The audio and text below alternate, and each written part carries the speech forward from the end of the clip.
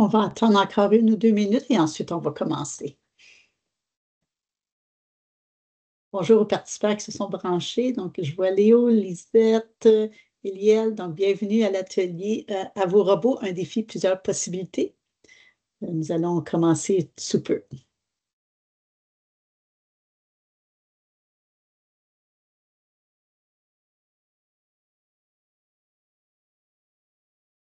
Bonjour Alain, bienvenue à l'atelier. Bonjour, merci.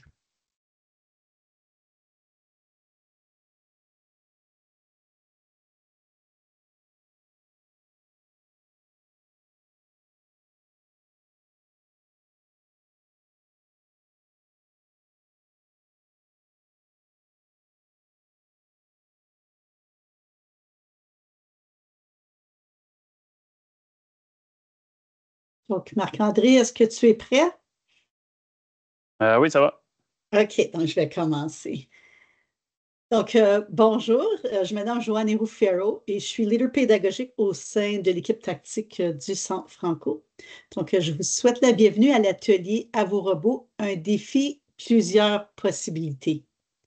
Avant de commencer l'atelier, juste vous inviter, si c'est possible, d'allumer vos caméras si c'est possible, parce que souvent, c'est plus facile quand on anime un atelier de voir des visages en personne, des visages qui réagissent ou ainsi de suite. Donc, si c'est une possibilité, c'est d'allumer vos caméras. Et aussi, dans la mesure du possible, de garder votre microphone en sourdine, à moins que vous voulez prendre la parole.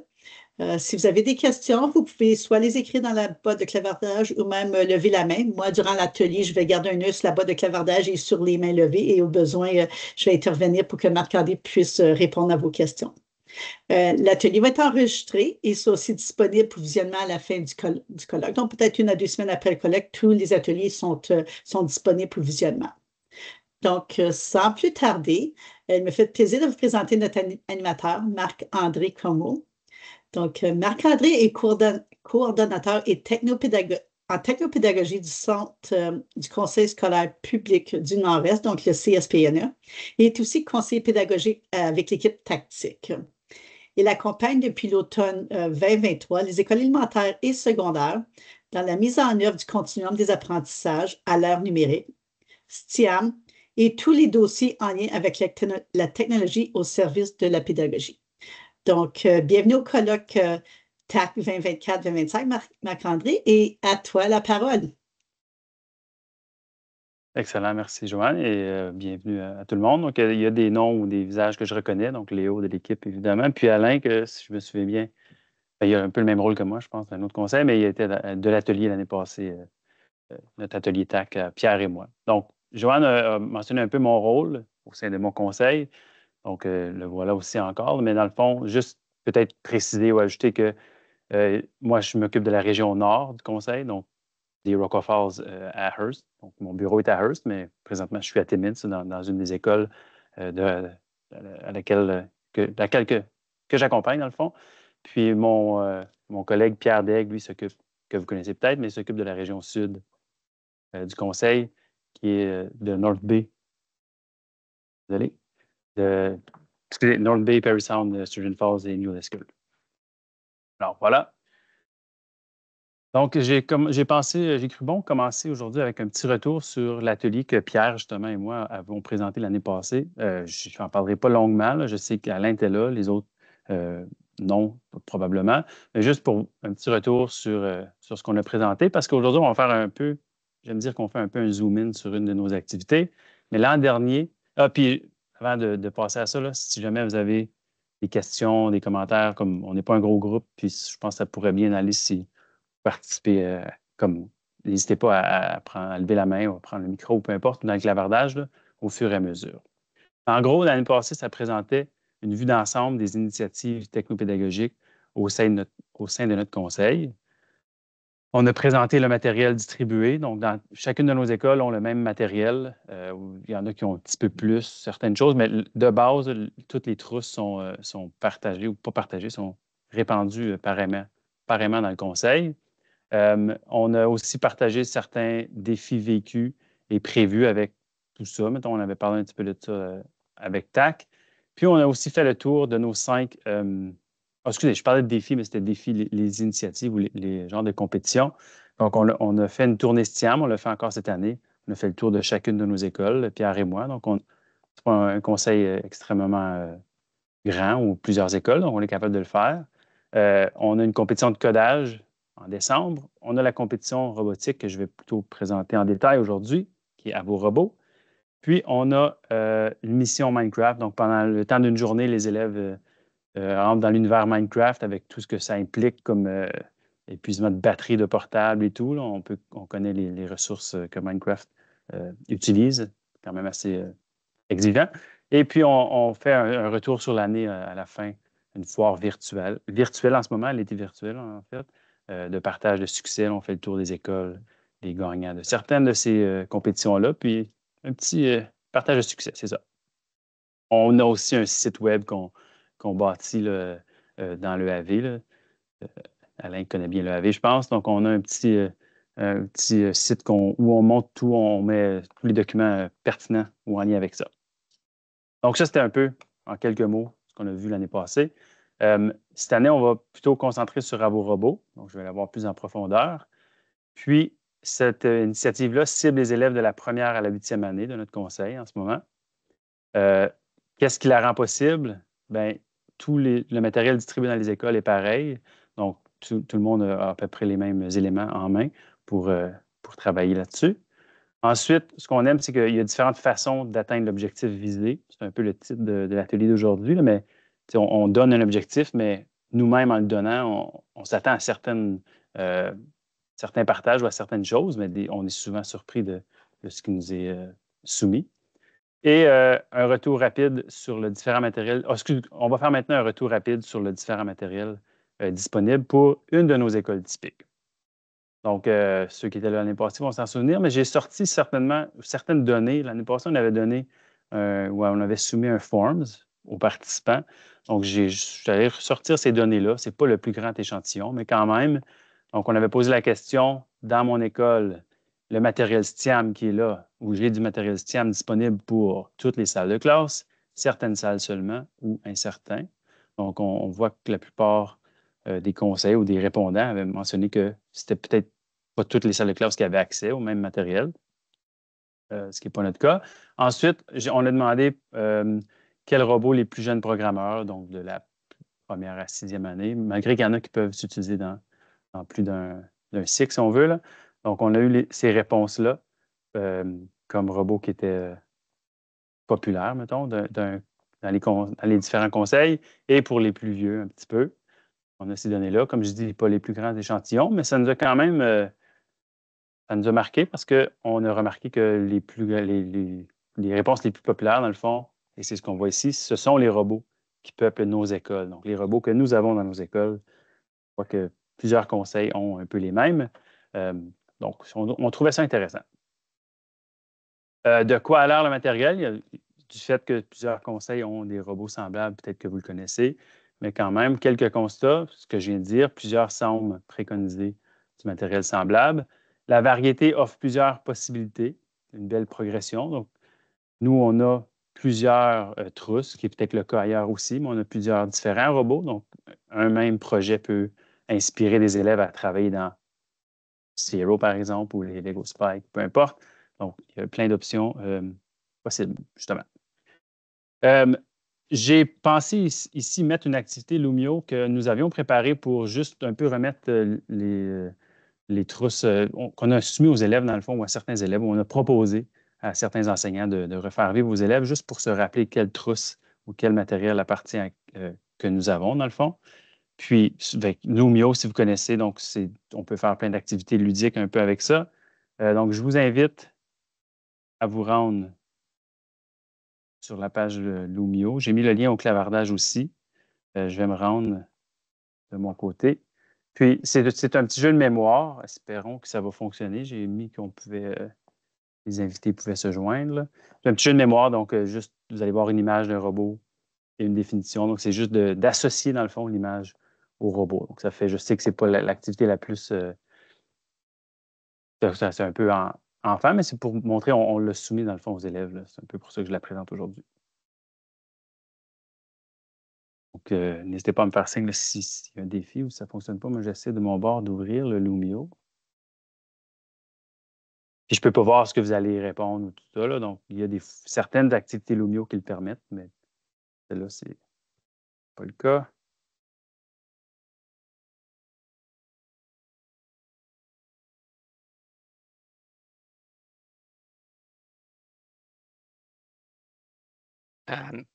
Excusez, je reçois le message que l'enseignant n'a pas encore commencé la classe.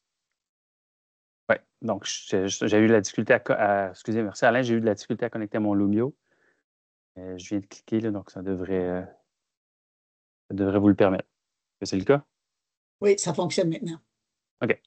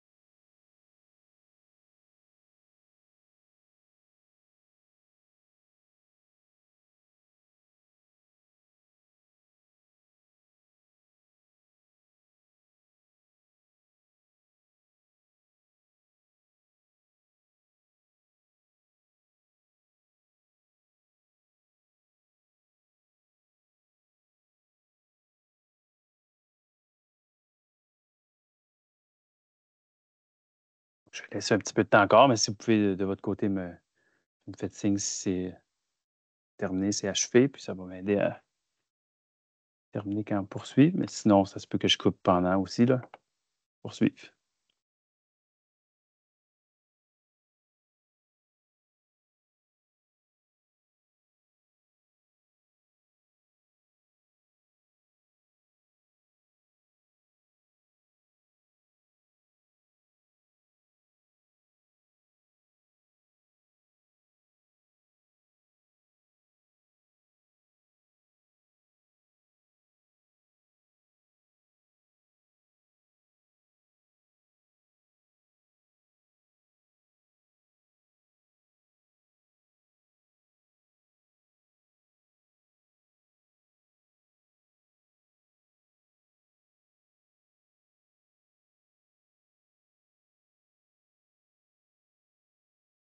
OK, donc, si ça vous va, je vais continuer. Donc, si vous n'avez pas eu la chance de tout faire le mélange ou de défaire le mélange, ça va. Mais c'est un peu pour vous montrer une activité qu'on avait permis aux élèves pour se remettre là-dedans un petit peu. Et ce qu'on a remarqué aussi, c'est que notre sélection de robots, comme je l'ai un peu dit tantôt, apporte naturellement l'idée de compétition de robotique, là, donc du fait que toutes les écoles en sont munies et qu'il y a une belle variété. On a pensé que ça pouvait aider. Donc, je fais juste un tour rapide sur les différents des différentes trousses qu'on a.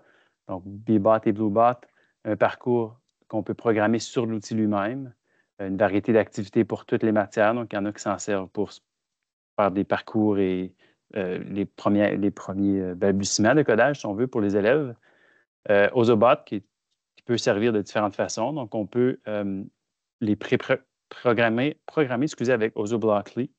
Donc, il y a des programmes qui sont déjà à l'intérieur. Sinon, on peut coder par bloc. On peut aussi, c'est pour ça qu'il y a une petite plume ici, mais on peut tracer une ligne avec une plume feutre.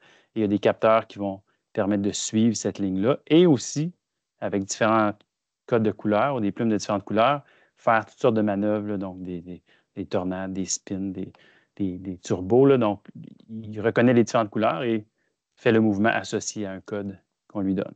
Donc, il y a une grande variété de codes, justement, et de mouvements. On a ensuite les sphéros. Donc, il y a différentes façons de le programmer. soit par dessin, soit par bloc, on peut le faire. Une variété d'activités encore qui existent ou qu'on peut créer.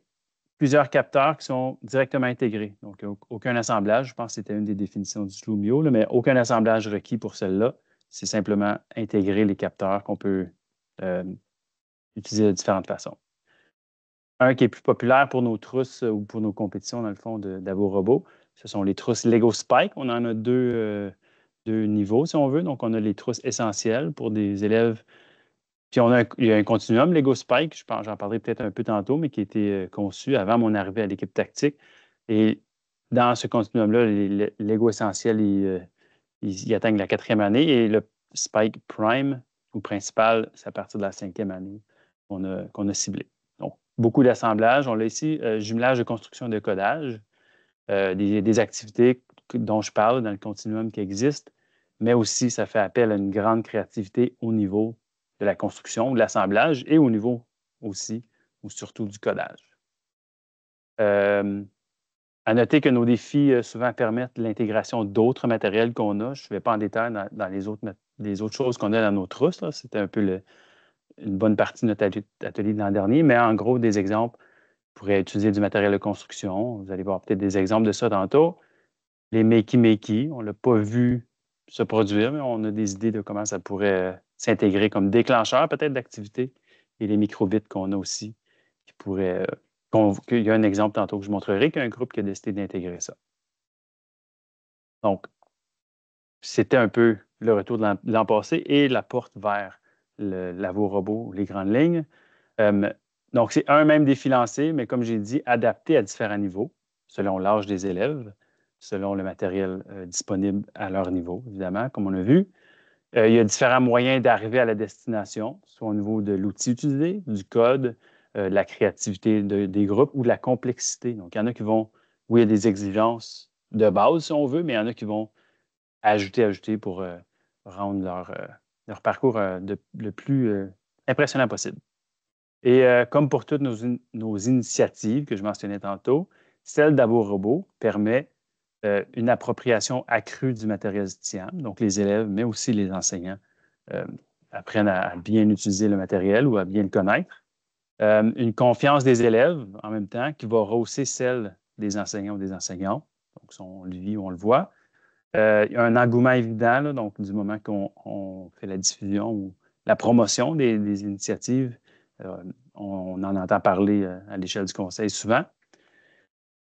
Donc, pour la version 2024, et l'année passée qu'on a présenté, on n'avait pas encore eu l'initiative, donc on n'en avait pas parlé en détail, mais c'était d'utiliser un robot qui livre un message à la classe voisine. C'était le but de la version 1, si on veut, d'AvoRobot l'année passée. Qu'est-ce qu'on a demandé comme critère ou comme exigence? Un son, un jeu de lumière qui annonce l'arrivée du messager. Donc, quand le robot arrive, il devait annoncer son arrivée d'une certaine façon. Et de revenir au point de départ, à la classe de laquelle il est parti. Ensuite, on demandait aussi une composante écrite. Donc, le message livré, c'était réellement une lettre. Donc, il y avait vraiment... Il fallait trouver une façon d'apporter cette lettre-là. On a vu plein de façons créatives de le faire.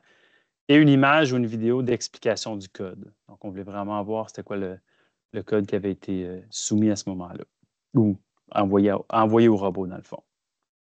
Qu'est-ce qui restait à la discrétion du groupe? Bien, c'était la conception comme telle de leur outil, les accessoires, l'esthétique, si on veut. L'utilisation de capteurs, ça ne le demandait pas. On en a vu plusieurs, par exemple, dans ce qui nous a été soumis. Donc, on a vu des exemples de capteurs dans le Lumio, ça le mentionnait, mais sinon, dans les trousses, j'en ai parlé un petit peu. On va en voir plus en détail peut-être. Il y en a qui ajoutaient des manœuvres pour rendre ça plus impressionnant, si on veut, épatant. Et on a aussi vu des façons de tenir la lettre. Donc, je l'ai mentionné un peu tantôt, donc des remorques ou différents moyens pour apporter ce petit message-là d'une classe à l'autre. Donc, j'ai quelques exemples que j'ai montés des exemples de la tâche de l'année dernière. Donc, quelques petites vidéos. Il y en a qui durent un peu plus longtemps parce qu'ils regroupent certaines tâches, mais on peut voir certains du matériel qui est utilisé.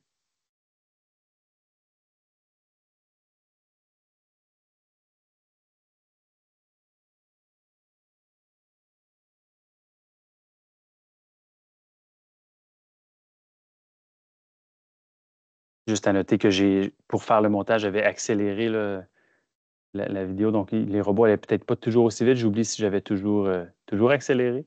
Mais pour certains, là, je l'avais fait.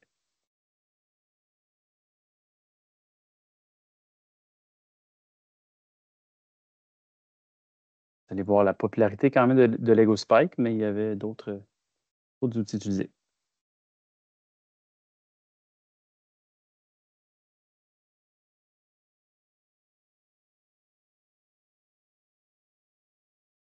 Et les façons créatives de livrer le message.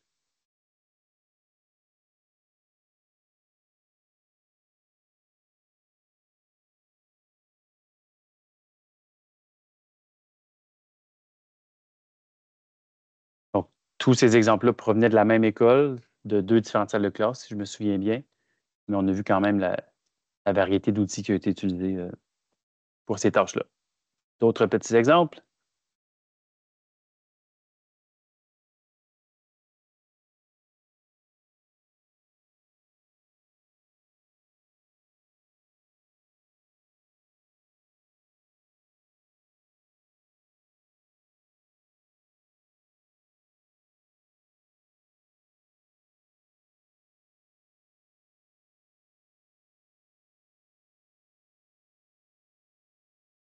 Ça a utilisé un capteur.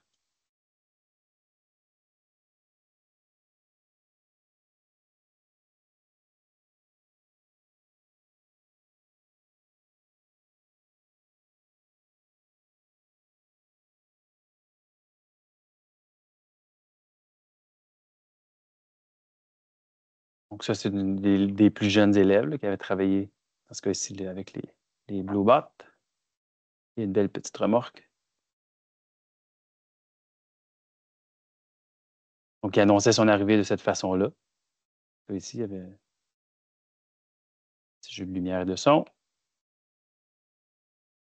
Et je parlais tantôt d'intégration d'autres matériels. Donc, on a ici, c'est simplement pour montrer ça, là, le petit microbit qui avait un message. Je crois qu'il y avait peut-être un message papier aussi d'ajouter, mais l'équipe a cru bon de diriger vers le microbit pour rehausser, si on veut, le message. Oups. Et faire rejouer. Parfait. Donc, j'en ai quelques autres. Là, ça ne devrait pas être tellement long pour ceux-là non plus. Donc, vous voyez quand même la popularité du Lego Spike, soit essentielle ou principale, ou peut-être dans certains cas comme celui-là, je pense qu'il y a un mélange des deux.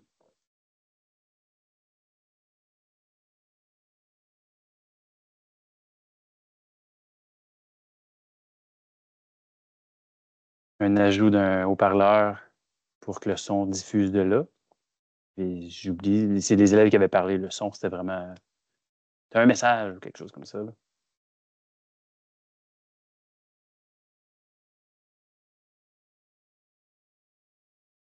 Plusieurs capteurs qui sont utilisés dans ce cas-ci. On ne voit pas nécessairement, il y en a un à l'intérieur. Quand la lettre sera enlevée, s'activera.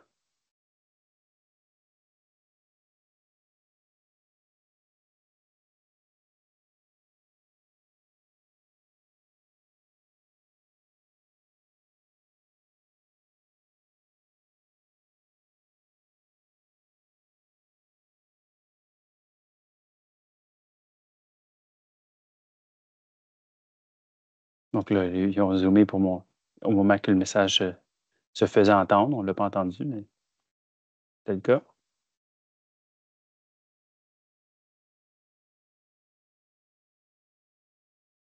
Donc, voilà quelques exemples. Vous aurez peut-être remarqué, je ne veux pas en parler trop rapidement. Il y a des choses que vous avez peut-être constatées, mais qu'on va discuter ou que je vais mentionner dans le fond. Il y a plusieurs exemples qu'on a vus là. Aussi, on n'a pas vu dans les soumissions, peut-être par manque de temps des élèves, mais il y avait des élèves qui avaient déjà mentionné l'idée d'allier Ozobot et l'impression 3D. Donc, ils l'ont pas soumis pour avoir robot, mais on l'a vu par après. Donc, je voulais juste faire cette petite parenthèse-là. Donc, sur le site d'Ozobot et de d'autres outils, mais d'Ozobot en particulier, il y a des gabarits d'impression 3D. Et nos écoles ont aussi des imprimantes 3D.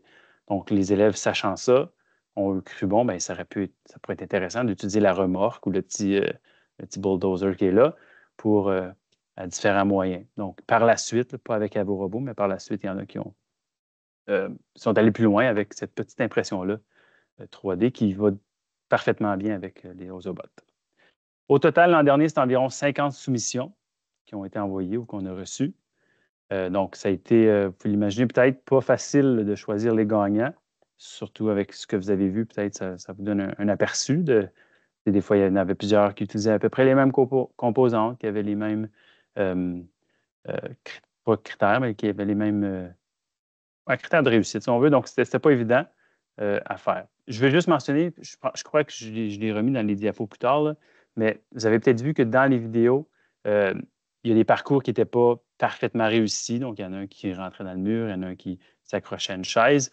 On a demandé quand même, puis ça a été un peu la même chose cette année, puis même si le robot ne revenait pas à sa place initiale. Donc, on a demandé de soumettre ce qui avait été travaillé juste pour souligner le travail, puis dans le fond, la résilience des élèves, même si ce n'était pas parfaitement rempli comme exigence. Donc, on voulait voir ce qui était là, puis on a célébré les succès de tout le monde, dans le fond. Donc, 2025, ça se passe en ce moment.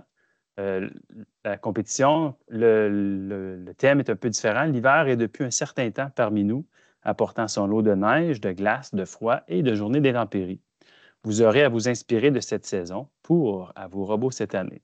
Et là, l'objectif que les groupes ont à travailler, c'est de présenter à la communauté une nouvelle façon de déneiger les rues avec des petits robots qui doivent respecter le code de la route. Alors, évidemment, donc, de rester à droite de la médiane, de transporter la neige. Et là, il y aura différents moyens ou différentes idées pour représenter la neige, donc dans la zone A. Parcourir, on a soumis des distances minimales, un genre de parcours de carte qui indique qu'est-ce que le robot doit au minimum faire.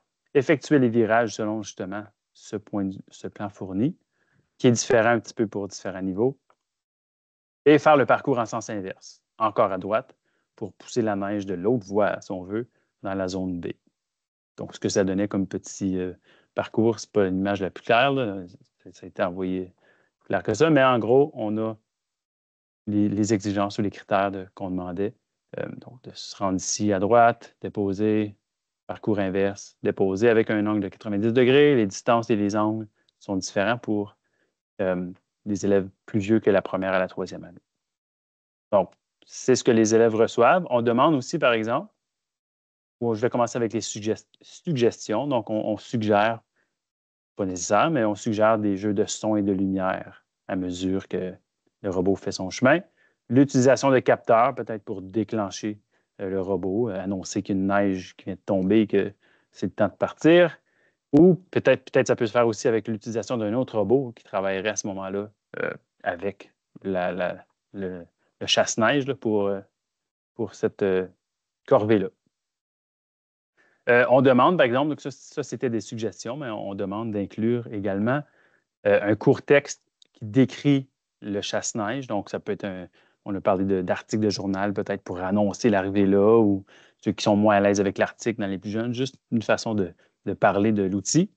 Une présentation du code utilisé encore une fois comme l'an dernier, donc image ou vidéo. Une brève entrevue, ça c'est peut-être un peu nouveau. Donc, une brève entrevue d'une question ou de questions liées aux compétences transférables. Donc, on a parlé quand même de collaboration, mais c'est ouvert de parler de n'importe quoi. Il y en a plein de la liste qui peuvent être touchés ou utilisés à ce moment-là. La date limite est demain. On a très hâte de voir les soumissions. Je dis qu'elle est demain. On vient de repousser là, ce matin, on vient de permettre que ça se rende jusqu'au congé de mars. On est dans la région. Le thème de la neige est là pour une raison, mais on a eu plusieurs journées d'intempéries. Donc, dans certaines de nos communautés, même 3 juste cette semaine. Donc, les élèves qui sont en train de travailler ça manquent de temps en n'étant pas à l'école pour ces journées-là, souvent. Donc, on permet on a étendu ça un petit peu. J'ai quand même quelques images des premiers balbutiements là, de certains groupes. Donc, je n'ai pas énormément de choses, mais il y a une enseignante qui m'a partagé une vidéo puis une photo. Donc, les élèves venaient de construire le robot et c'est leur première tentative, je pense, au code. Des élèves de deuxième année.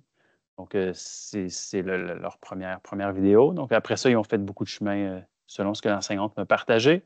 Et dans la même classe, un autre petit modèle de chasse-neige qui peut servir. Donc, on voit que la neige qui est utilisée ici j'aime l'idée.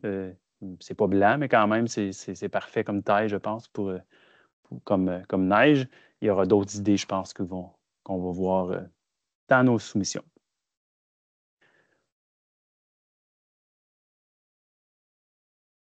Donc, une fois que à vos robots est terminé, si on peut parler de l'après-défi, ben, comme je l'ai dit tantôt, on évalue les envois, selon la grille qui a été développée. Donc, c'est une tâche quand même assez exigeante ou peut-être pas exigeante. Mais oui, ça prend du temps, puis c'est quand même des choix déchirants des fois, comme que je le vois là. L'année passée, ça a été le cas. Ça va sûrement être le cas encore. Ensuite, on a la remise des prix par cycle. Ce qu'on a remis l'année passée, c'est prévu pour cette année aussi, c'est un Sphero Mini. Dans certains cas, ça a été un pour la classe, parce que dans certains cas, c'est toute la classe qui a participé ensemble au même robot. Alors que dans d'autres classes, ça a été des équipes et une équipe qui s'est démarquée. Donc, eux ont eu la chance d'avoir un robot pour chaque membre. Il n'y avait pas à se le partager. On annonce les gagnants à l'échelle du conseil. Et les extraits que j'ai partagés tantôt venaient d'un montage que j'ai préparé l'année passée, qui a été partagé à toutes les écoles pour un peu partager les idées inspirantes qui auront été vécues ou vues à l'échelle du conseil. On constate aussi l'engouement, je l'ai mentionné un petit peu tantôt, on remarque comment que les élèves sont excités de ça. On remarque aussi que les trousses servent davantage après lieu, donc peut-être parce que les enseignants gagnent confiance aussi autant que les élèves. Et on voit des intégrations aux différents programmes cadres. Donc, j'ai mis des exemples ici, mais de mathématiques, j'ai parlé tantôt du continuum Lego Spike, bâti en lien avec des membres de l'équipe tactique. Et on a en maths beaucoup de contenus d'apprentissage de codage qui peuvent être atteints par tous les composantes qu'on retrouve dans Lego Spike au niveau des boucles, des conditions, etc., les capteurs. En sciences, on a le processus de design et d'ingénierie STIAM. Il y a des contenus de codage. Donc, après la compétition à vos robots et avant, souvent les trousses servent pour différentes façons. Les Lego, mais aussi d'autres pour atteindre différents contenus des matières. Je pense que c'est la même chose un peu partout dans les différents conseils. C'est un peu ça l'objectif. Et on fait un retour lors de la foire STIAM en virtuel, comme je l'ai mentionné tantôt. Ce que nous retenons de ce qu'on a vécu jusqu'à présent avec l'an dernier surtout, puis peut-être des petits, ce qu'on a entendu un peu cette année. Donc, des éléments profitables qui ont peut-être servi à ce que ça soit un succès ou que ça soit bénéfique, à ce que ça soit réussi.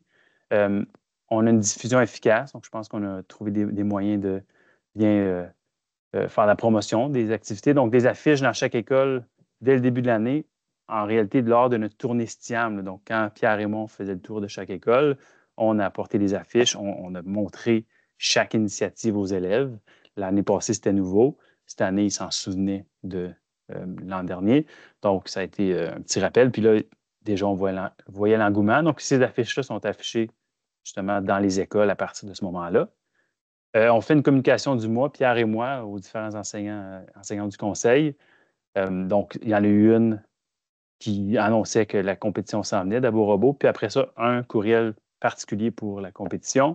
Puis, il y a certaines classes qui m'ont demandé ou qui nous ont demandé d'offrir plus de détails en salle de classe, là, juste pour clarifier certaines choses ou pour que les élèves puissent être mieux au courant. Puis, après ça, mieux armés peut-être pour affronter ou relever le défi. Donc, ça a été des fois par Teams, selon la distance ou en présentiel qu'on a pu le faire. La téléscolaire, on avait préparé des petites vidéos, des petits éléments, des images aussi que les élèves peuvent voir. Donc, le reste s'adressait aux enseignants qui l'ont peut-être partagé aux élèves, la communication du mois. Mais sinon, celle-là, c'est vraiment les élèves le voient, puis ah oui, à vos robots, on veut participer à ça et ils en parlent à leurs enseignants. La promotion lors d'accompagnement de Pierre et moi. Donc, on circule dans les écoles, puis on mentionne que ça a lieu ou que ça va avoir lieu, dépendant du temps. Puis, on offre notre aide un petit peu en lien avec ça. Savoir à l'avance permet aux enseignants de travailler le codage auparavant ou de nous inviter dans leur salle de classe. Donc, sans savoir c'est quoi l'exigence ou le thème, bien, il y a des enseignants qui ont fait, bien, je sais qu'à vos robots s'en vient, Lego Spike, je connais certaines choses, je suis peut-être pas 100% à l'aise avec tous les éléments de code ou de bloc. est-ce qu'on pourrait ensemble faire une activité, puis on touche une activité du continuum ou autre chose là, pour se remettre là-dedans, puis être mieux armé après. Une chose qui nous a été profitable, ça c'est surtout du côté de Pierre et moi. Là.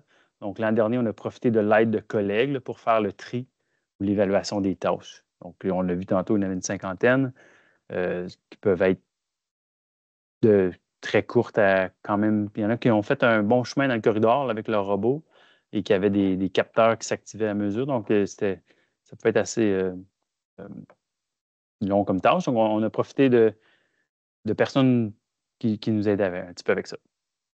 Et je l'ai mentionné, mais je le rappelle, on a encouragé tous les envois. Donc, même si ce n'était pas parfaitement respecté, on ne voulait pas qu'un groupe s'abstienne de partager juste parce que le retour ne s'était pas fait parfaitement ou qu'il y avait eu un obstacle qui avait affecté sa course. Parce que aussi, il faut savoir que des fois, le parcours, il a pu être réussi. Puis là, au moment de filmer, il est arrivé quelque chose, pas nécessairement dans le codage, mais on va voir des facteurs qui peuvent affecter, qui faisaient que le robot n'avait pas parfaitement réussi sa course, mais même s'il l'avait eu la fois d'avant, sans être filmé. Des leçons apprises, peut-être que je pourrais partager. Si on parle du temps de l'année où l'activité a eu lieu, donc l'année passée, malgré les 50 soumissions, on a eu comme message que c'était un temps occupé en janvier. C'était janvier l'année passée, donc occupé avec les bulletins. Cette année, on l'a remis à février, là, comme vous venez de constater ou que j'ai dit tantôt, on l'a repoussé jusqu'à mars, mi-mars ou début mars. Puis, ça reste à voir qu'est-ce qu'il en était, mais il y a quand même des enseignants, puis c'est peut-être le cas à chaque mois, on aurait ce message-là, mais il y a quand même des enseignants qui mentionnent être surchargés ou occupés. Là, donc, ça reste à voir qu'est-ce que ça va avoir donné de changer le mois pour cette année. Peut-être prévoir une remise à l'ordre des bacs. Donc, s'il y a des élèves qui font surtout les Lego Spike, là, donc partent d'une trousse à l'autre. On ne l'a pas beaucoup vu, là, de prendre de Essentiel à Prime et vice-versa, ou qui vont piger dans d'autres bacs de la même sorte. Donc, peut-être prévoir, peut-être par journée d'intempéries ou autre moment, là, de juste remettre ça à l'ordre avec l'aide des élèves.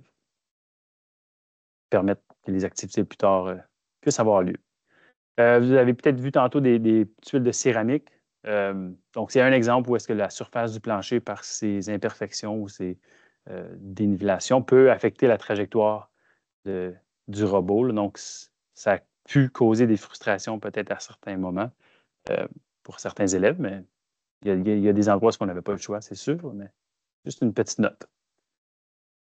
Permettre plusieurs semaines pour l'activité. Donc, les personnes peuvent, les enseignantes peuvent déterminer quand ils travaillent là-dedans. C'est plus facile d'arriver à terme. Donc, j'ai mentionné qu'on acceptait tout, mais en faisant comme ça, permettant plusieurs semaines, on augmente les chances d'avoir des activités parfaitement complètes. Puis, ça permet un partage d'équipement aussi. Donc, oui, les trousses sont dans chaque école, mais ce n'est pas chaque classe qui a 12 trousses Spike, par exemple. Donc, c'est juste une semaine, ça peut être un groupe, une classe, une autre semaine, ça pourrait être l'autre. Donc, ça permet un peu ce partage-là. Une leçon apprise l'année dernière, surtout avec les plus jeunes élèves, peut-être pour les Lego Spike, c'était de partir d'un gabarit de construction existant. Donc, quand les élèves ils savaient qu'ils devaient construire comme une petite voiture, bien, il y en a qui, sans suivre des étapes de construction d'un gabarit existant, faisaient des voitures qui n'avaient pas nécessairement d'essieu ou de façon de soutenir une charge ou de rouler droit, si on veut. Donc, ça a pu causer certains défis. Donc, juste si on part d'un gabarit de construction, sans dire qu'on ne peut pas le modifier ou complètement le changer, mais pourvu qu'il y ait quelque chose qui se tienne en partant, ça peut être utile. Et ça nous amène à penser à un peu que nous réserve l'avenir, dans le fond. Donc, il est possible d'imaginer que ça va continuer de grandir un peu cette activité-là, donc un essor continu. On prévoit un ajout d'une division secondaire avec l'achat récent et la distribution récente de trousses MBOT Ultimate 10 en 1. Donc, vous l'avez vu dans le jeu de mémoire tantôt. Je ne l'ai pas partagé dans les autres activités, mais vous l'avez peut-être vu. On ne sait pas encore sous quel format. Est-ce que ce sera du parascolaire? Est-ce que certains cours ciblés? Peut-être ça va varier d'une école à l'autre aussi. Mais le matériel est là en place pour permettre quelque chose de bien avec ça. Est-ce qu'on reste à l'interne est vécu à l'intérieur de chaque école et ce sont des soumissions filmées qui nous sont partagées par la suite? Est-ce qu'on peut penser plus à une activité en présentiel au sein du conseil? Donc, les gens se déplacent pour, tiens, aujourd'hui, tu as ça comme défi, qu'on soit quelque chose qui peut se tenir avec ça. Est-ce que ça va se rendre jusqu'à une compétition interconseil ou s'ouvrir d'autres conseils un peu à la... Puis je sais que ce n'est pas une organisation du conseil, mais tu sais, un First Lego League, pour ceux qui connaissent, bien, il y a plein de gens de conseil ou d'autres là, qui travaillent, qui s'aventurent à ça, qui travaillent de leur bord pendant un bout de temps, ensuite se rendent à la compétition. Donc, c'est le genre de questions que le succès de l'activité nous permet de se poser. Peut-être quelques petites réflexions que je vous offre ou que je vous permets de faire. Donc, des pistes de réflexion, n'hésitez pas si vous voulez prendre le micro ou le clavardage pour répondre à ça. Là. Mais dans le fond, voici 4 petites questions. Donc, juste dans votre cas, dans votre situation, est-ce que vous avez le matériel nécessaire pour un tel projet à l'échelle du conseil? Et si je ne me trompe pas, Alain, vous avez un projet robotique quand même assez imposant. Je ne le connais pas tant, mais j'avais vu ça passer dans l'équipe tactique un peu l'année passée, puis dans les médias aussi. Donc, peut-être que pour certains, c'est déjà le cas. Quels sont des obstacles que vous envisagez? Ou j'ajouterais même avec ce que je viens de dire d'Alain, qu'est-ce que vous avez rencontré comme obstacle et que vous avez réussi à surmonter dans un certain sens? Est-ce que vous avez tenté une telle expérience? Ça touche un peu à ce que je viens de dire. Qu'en ressortez-vous? Et quelle initiative chez vous permet de voir la persévérance des élèves ou d'admirer le fruit de grands efforts? Donc, ça n'a pas besoin d'être robotique, mais qu'est-ce que se vit, dans le fond, dans certains conseils qui peut témoigner d'une belle réussite et de grands efforts aussi? Donc, quelques pistes de réflexion, soit que vous les fassiez de façon personnelle ou que vous les partagiez, là, ça reste à vous, mais c'est à ça. Oui, Alain? Donc, comme tu as mentionné, oui, nous autres, on fait une compétition de robotique, mais c'est vraiment comme tous les élèves se rendent à un lieu pour une genre de compétition. Mais j'aime beaucoup l'aspect que vous avez comme c'est les enseignants qui doivent soumettre une réponse au défi. Donc, ce n'est pas nécessairement que les élèves voyagent pour la compétition ou même vous devez vous présenter à l'école pour aller voir la réussite du défi. Donc, j'aime beaucoup cet aspect-là que vous faites. Mon concerne, un obstacle que j'ai remarqué que nous avons à notre conseil, c'est le budget. Lorsqu'on parle de robotique, de codage, de robots, c'est très dispendieux. On est en train d'essayer de trouver une solution pour remplacer toutes nos trousses de EV3 Lego Mindstorm. OK. La majorité des écoles, c'est ça qu'elles ont. Puis on a acheté ça comme des centaines et des centaines de trousses. Mais il n'est pas supporté maintenant. On commence à faire l'achat d'un petit peu de Lego Spike Prime, mais même là, c'est comme extrêmement dispendieux. Puis on se fait constamment demander qu'est-ce qu'on peut faire pour couper les budgets. Donc, je ne sais pas si vous avez des pistes, des suggestions ou des surprises quand ça vient à accéder des budgets pour l'achat d'équipements. Ce que je peux dire à ça, c'est qu'avant mon arrivée en poste, à l'automne 2022, il y a eu une quand même grande somme d'argent là, dans les centaines de mille qui ont été libérés. Honnêtement, je ne sais pas d'où ça venait ou d'où ça provenait pour faire l'achat de toutes les trousses et équiper les écoles. Et on n'a pas un énorme nombre d'écoles, donc ça a pu suffire pour ça. Mais oui, tu as parfaitement raison que quand on parle de robotique, on parle d'argent, puis ça vient avec. Moi, donc, je ne sais pas, je ne peux pas offrir de réponse plus précise au niveau d'où provient l'argent, mais je trouve intéressant, quand je fais une activité de Lego Spike, je demande souvent aux élèves, combien tu penses que ça a coûté un pack de Lego Spike? Combien tu penses que ça coûte? Puis des fois, c'est comme 40 ou ils disent à peu près n'importe quoi, un peu comme quand tu leur demandes, si je leur demande c'est quoi mon âge, là, je vais sortir avec plein de chiffres variés. Donc, un peu la même chose, ils sortent des chiffres, mais en gros, là, c'est comme autour de 600 $ pour un bac. Là. Donc, nous, nos écoles en ont 12 de chacun, donc 12 des Spike Prime et 12 des Spike essentiels. Fait que juste ça fait monter la facture assez rapidement. Mais je suis curieux, par exemple, Alain, pour votre compétition comme sur place, là, est-ce que c'est un outil en particulier qui est privilégié On pour a ça? toujours, oui, on a toujours utilisé les EV3 de Lego Mindstorm, mais cette année, on a fait l'achat de quelques trousses de Spike Prime qu'on a distribuées au travers des écoles, mais on n'a pas assez pour vraiment tous les élèves, tous les groupes. Donc, Mhm. il va y avoir comme une distinction entre l'utilisation de EV3 et de Spike Prime. Mais les défis vont être pareils. On a OK. toujours 2 défis. Puis, le défi qui est toujours le plus populaire, c'est le défi sumo. Où il y a 2 robots sur un tapis qui doivent se pousser à l'extérieur. OK. On a trouvé que c'était peut-être pas juste pour avoir les 2 différentes trousses pour se compétitionner parce que les robots vraiment sont pas. Ils ont différentes fonctions, ils ont différents niveaux de précision, on va dire. Ouais. Mais éventuellement, on peut voir que nos trousses de EV3 ne seront plus fonctionnelles. On va Mhm. essayer de trouver quelque chose de remplacer. Mais je suis curieux, je ne connais pas le M-Bot. Je vais aller explorer ça un petit peu pour voir qu'est-ce que ça, les détails de ce robot-là. OK. Oui, bien honnêtement, on vient de les recevoir, on vient de les distribuer. Il y a une école où un enseignant qui a, dans un club, je pense, a un peu travaillé, mais c'est plus mécanique, un peu comme construction. Mais puis ça utilise M-Block pour coder, soit en bloc ou en Python ou en Python. Donc, moi non plus, je n'ai pas eu la chance. J'en ai une qui s'en vient pour moi-même explorer, là, puis pouvoir appuyer après, là, mais j'ai aussi hâte d'explorer ça.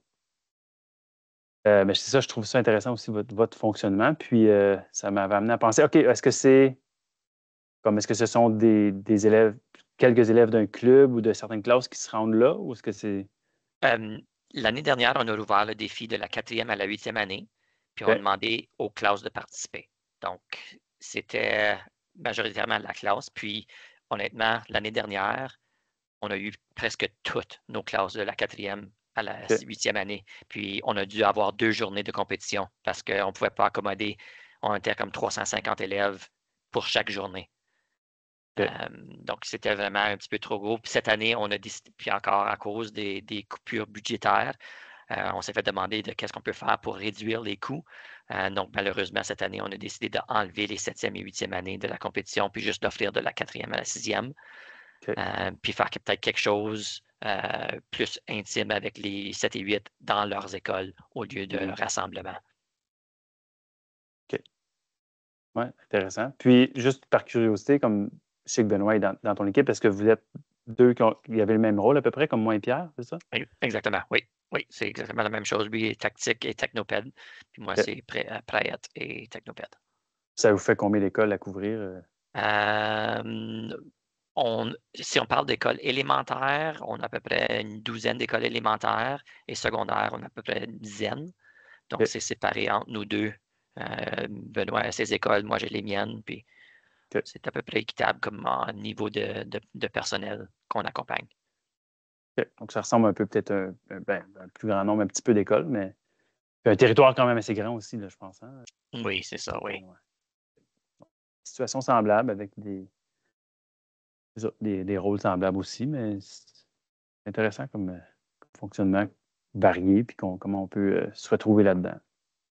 Mais juste pour ajouter, notre compétition de robotique, par défaut, on exclut nos écoles lointaines. Donc, c'est OK, vraiment juste offert aux écoles dans la région de Sudbury. c'est vrai, là, Donc, ouais. c'est sûr que c'est lui qui est de valeur, puis on essaie de trouver une façon peut-être d'intégrer les autres écoles, mais la façon que vous fonctionnez pour votre défi, ça serait quelque chose qui serait peut-être vraiment utile pour des écoles éloignées. Mhm. Oui, absolument. Puis j'ajouterais, là, j'ai posé la question tantôt, qui participait, puis tu as mentionné que c'était beaucoup des classes qui se rendaient là. Euh, on a eu, puis vous l'avez peut-être vu dans la façon que j'ai mentionné qu'on a remis les prix, là, il y a certaines classes où tout le monde participait à un même robot, ensemble au codage, si on veut. Il y a des classes où tous les élèves participaient, mais à différents robots, mais comme c'était comme ça faisait, tu sais, l'enseignant donnait du temps de classe pour le faire à ce moment-là. Il y a aussi des occasions où c'est permis de le faire. Je pense que l'enseignant, il y a des occasions, des exemples où l'enseignant ou l'enseignante donne du temps pour travailler à certains groupes qu'ils veulent, pendant que les autres font autre chose, même en temps de classe. Puis on a un autre exemple où c'est pendant les pauses, les récréations, peut-être un peu de temps de classe aussi. Donc, on a quand même une variété de fonctionnement dépendant des désirs ou de la flexibilité de l'enseignant et l'enseignante aussi avec ça. Ou des élèves, l'intérêt des élèves. C'est pas toutes les classes qui ont le même engouement, si on veut. Il y en a beaucoup, on le voit, ou c'est peut-être pas collectivement toutes les classes qui l'ont, mais ouais.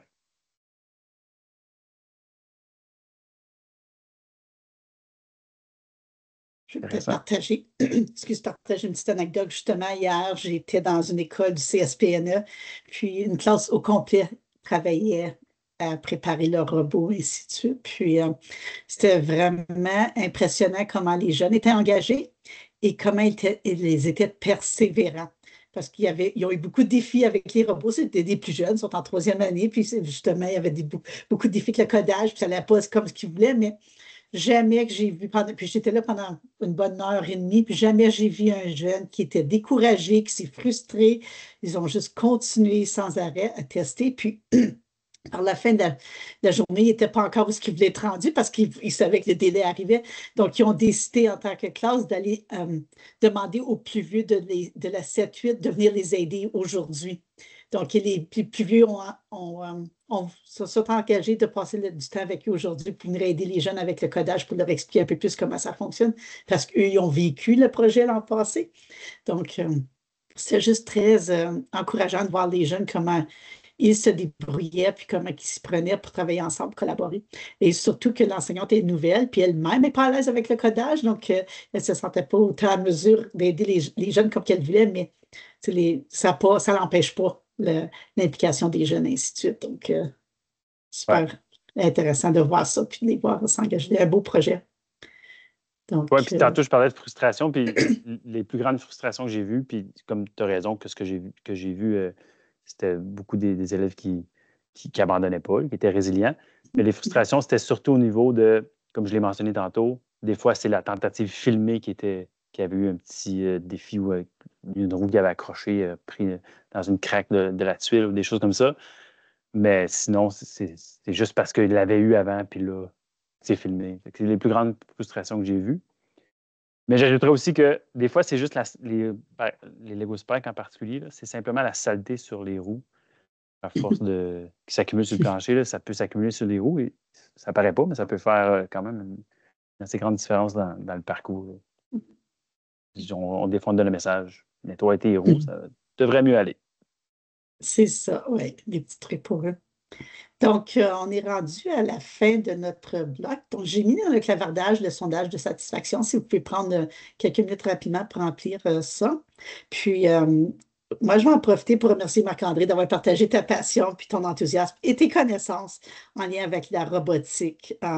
Les projets qui sont développés et puis mis en place au sein du CSPNE là, sont à la fois engageants et motivants, autant pour les jeunes puis les moins jeunes. Puis ça, je parle d'expérience parce que je suis une ancienne du CSPNE, donc j'ai eu la chance de vivre ça avec l'école où j'étais directrice dans une école.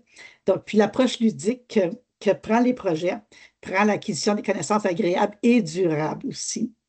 En intégrant le ludique dans le processus éducatif, il est possible de stimuler la curiosité et rendre l'apprentissage accessible à tous, peu importe l'âge des élèves et des adultes aussi. Donc, je sais que pour plusieurs, la prochaine étape de nous et des gens dans les écoles, c'est de tenter de mettre un tel modèle ou de continuer à explorer des tels modèles pour rejoindre le plus de jeunes et de personnel possible. Donc, et je vous remercie à vous, chers participants, votre participation aujourd'hui, votre présence à l'atelier. Puis nous espérons que ce que Marc-André a partagé, ça va vous inspirer vous aussi, puis ça va vous donner le goût de pouvoir continuer à soutenir des projets dans les écoles ou promouvoir de tels projets dans les écoles et au sein de votre conseil scolaire. Donc, merci beaucoup de votre participation, puis merci Marc-André de ton partage à cet atelier. Ça m'a fait plaisir. Merci à tout le monde. J'ai bien aimé le tout, l'échange, la présentation, tout. C'est bien. Oui, super. Bonne continuité. Puis il y a d'autres ateliers qui commencent dans d'autres salles, donc n'hésitez pas d'aller rejoindre d'autres ateliers maintenant. Okay. Merci beaucoup, Marc-André. C'est bon, merci. À la prochaine. Au revoir. Salut. Parfait. Merci, Marc-André. Plaisir. Une affaire de fête. Ben oui, c'est ça. Oui. Moi, je dois aller me brancher à la prochaine salle. C'est bon. OK, À merci. plus tard. Salut.